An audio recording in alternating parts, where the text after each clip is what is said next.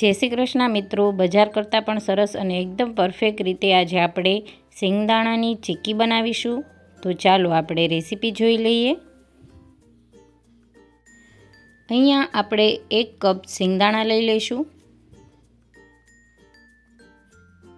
હવે આપણે આ સિંગદાણાને અંદર જે ખરાબ સિંગદાણા છે તેને આપણે હટાવી દઈશું.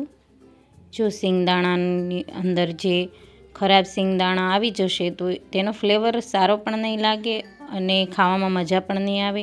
આપણે 1 કપ સિંગદાણાને કડાઈમાં એડ કરીને ગેસની ફ્લેમ મીડિયમ રાખીને સારી રીતે સિંગદાણાને શેકી લેવાના છે. સિંગદાણા શેકવાથી સિંગદાણામાં એકદમ નટી ફ્લેવર આવે છે અને સ્વાદમાં પણ બહુ સરસ લાગે છે. આવી રીતનું ફોતરા નીકળવા મળે એટલે આપણે ગેસની ફ્લેમ બંધ કરી દઈશું. હવે આપણે આ સિંગદાણાને એક કપડામાં કાઢી લઈશું.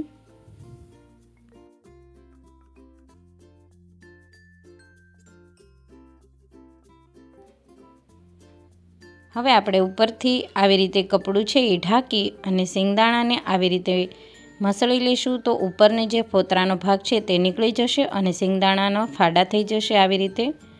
તો તમે જોઈ શકો છો બધા જ ફોતરા છે આસાનીથી નીકળી ગયા છે. હવે આપણે આ સિંગદાણાને એક પ્લેટમાં લઈ લઈશું અને આના જે ફોતરાનો ભાગ છે એ આપણે કાઢી લઈશું. તો આવી રીતના સિંગદાણા છે એ સાફ થઈ જશે. હવે આપણે કડાઈમાં 1 ચમચી દેશી ઘી એડ કરીશું. 1 કપ ગોળ એડ કરીશું. આપણે જેટલા સિંગદાણા લીધા એટલો જ ગોળ લેવાનો છે. ગેસની ફ્લેમ મીડિયમ રાખીને સારી રીતે આપણે પાયો તૈયાર કરી લઈશું. તો અહીંયા આપણે ચેક કરી લઈશું. 1 વાટકામાં પાણી લઈને આપણે આવી રીતે ચેક કરવાનું છે. તો હજી આપણો પાયો છે એ તૈયાર નથી થયો. અહીંયા આપણા પાયાનો કલર છે એ ચેન્જ થઈ ગયો છે અને એકદમ ક્રિસ્પી થઈ ગયું છે. હવે આપણે જે સિંગદાણાના ફાડા તૈયાર કર્યા છે એડ કરી દઈશું અને ગેસની ફ્લેમ આપણે બંધ કરી દેવાની છે. સારી રીતે મિક્સ કરી દઈશું. તો અહીંયા આપણો જે પાયો અને સિંગદાણા છે એ સારી રીતે મિક્સ થઈ ગયા છે.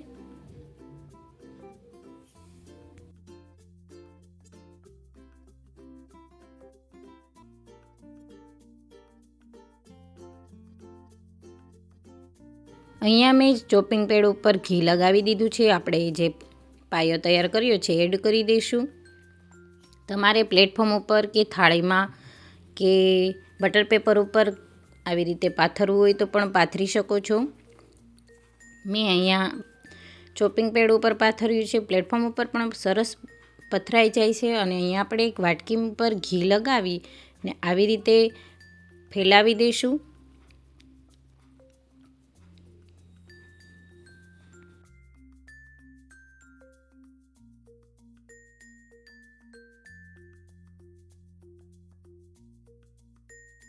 હવે આપણે વેલણ ઉપર ઘી લગાવીને આવી રીતે પતલી એવી ચીક્કી વણી લેવાની છે. વણવામાં આપણે થોડીક સ્પીડ રાખીશું, નહીંતર ચીક્કી છે એ ઠંડી થઈ જશે તો કટ સરખા નહીં લાગે. હવે આપણે એક ચક્કુની મદદથી આવી રીતે ચોરસ પીસમાં કટ લગાવી દઈશું.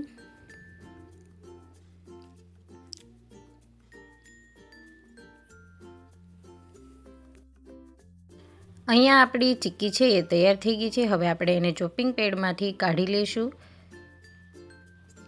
ચીક્કી થોડી ગરમ હોય ત્યારે કાઢી લઈએ તો આસાનીથી નીકળી જશે.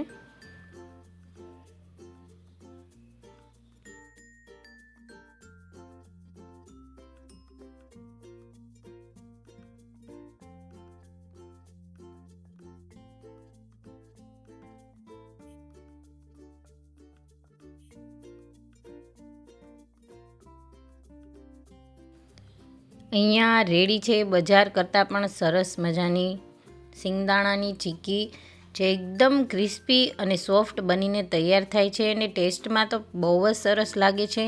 તમે લોકો પણ આ રેસીપી એકવાર જરૂરથી ટ્રાય કરજો. બધાને બહુ જ પસંદ આવશે. વિડીયો પસંદ આવ્યો હોય તો પ્લીઝ લાઇક કરજો, શેર કરજો, સબસ્ક્રાઈબ કરજો અને હા, બેલ આઇકન દબાવવાનું નહીં ભૂલતા અને કોમેન્ટ કરીને જરૂરથી કહેજો કે તમને મારો વિડીયો કેવો લાગ્યો.